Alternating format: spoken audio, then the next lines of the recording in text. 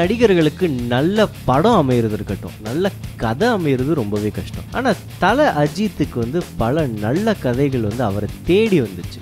என்னடா நல்ல கதைன்னு எப்படி சொல்கிறேன்னு நீங்கள் கேட்குறீங்களா? அந்த படம் எல்லாம் வெளி வந்ததுக்கப்புறம் சூப்பர் டூப்பர் ஹிட் ஆயிருக்கு. பொதுவாகவே பல நடிகர்கள் ஒரு நல்ல படத்தை பார்த்துன்னுச்சா இந்த படம் நம்ம நடிச்சிருக்க கூடாதா அப்படின்னு சொல்லி நினைப்பாங்க. ஒருத்தர் நம்ம நடிச்சிருக்க கூடாதான்னு யோசிக்கிறாருன்னா அப்போ அவர்கிட்ட அந்த கதை வந்திருக்கணும் இல்லையா? அந்த மாதிரி தல அஜித் கிட்ட தமிழ் சினிமாவில் சூப்பர் ஹிட் ஆன பல தமிழ் படத்தோட கதைகள் முத அவர்கிட்ட தான் அணுகப்பட்டது.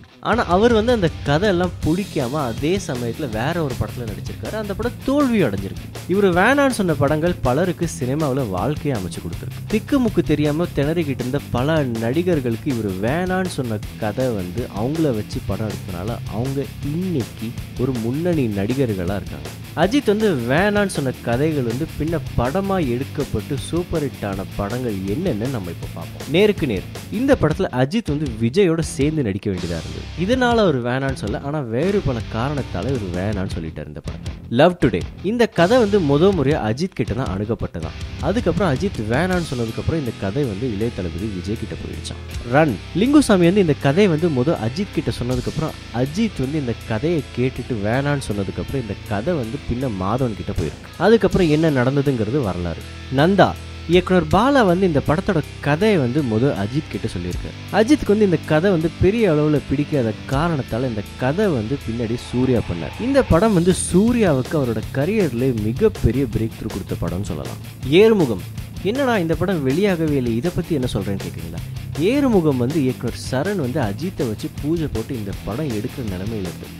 அதுக்கப்புறம் இந்த படம் வந்து அஜித்தால் கைவிடப்பட்டதுக்கப்புறம் இந்த படம் வந்து பின்னாடி ஜெமினின் பேர் மாற்றம் செஞ்சு விக்ரமால் நடிக்கப்பட்டது. மிரட்டல் இந்த படம் வந்து பலருக்கும் தெரியும். மிரட்டலுங்கிற பேர் வந்து ரசிகர்கள் மத்தியில் பிரபலமும் ஆயிடுச்சு இந்த படம் அஜித் நடிக்கிறதா இருக்காருன்னு சொல்லி. ஆனால் இயக்குனர் முருகதாஸ் வந்து இந்த படத்துக்கு எல்லாமே தயாரான நிலையில் இருக்கிறப்போ இந்த படம் வந்து சில காரணங்களால் கைவிடப்பட்டுச்சு. பின்னர் வந்து இந்த படம் வந்து கஜினின் பேர் மாற்றம் செய்யப்பட்டு வெளிவந்தது.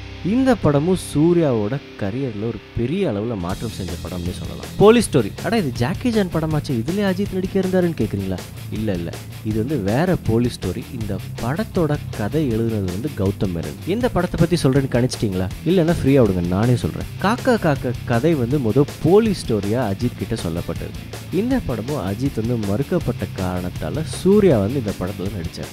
அதுக்கப்புறம் சூர்யா வேற லெவலுக்கு போனாருங்கிறது தனி கதை.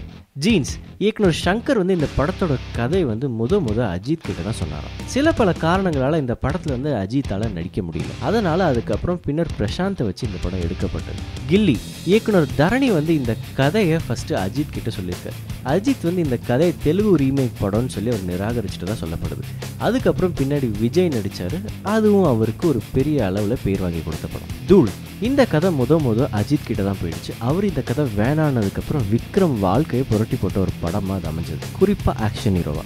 நான் கடவுள் இயக்குனர் பாலா இந்த படத்தோட கதையை வச்சுக்கிட்டு அஜித் கிட்ட தான் அணுகினார். பல கருத்து வேறுபாடு காரணத்தால் இந்த படம் வந்து அஜித்தால் நடிக்க முடியல. அதுக்கப்புறம் ஆர்யா இந்த படத்தில் நடித்தார். அஜித் நடிக்க மறுத்த இந்த படங்கள் எல்லாமே சூர்யாவுக்கு, விக்ரமுக்கு, ஆர்யாவுக்கு, மாதவனுக்கு அவங்களோட சினிமா வாழ்க்கையில் ஒரு மிகப்பெரிய படமாக அமைஞ்சது. அது மட்டும் இல்லாமல் இன்னைக்கு அவங்க இந்த அளவுக்கு இருக்காங்கன்னா இந்த படங்களும் ஒரு முக்கியமான பங்கு வகிச்சதுன்னே சொல்லலாம்.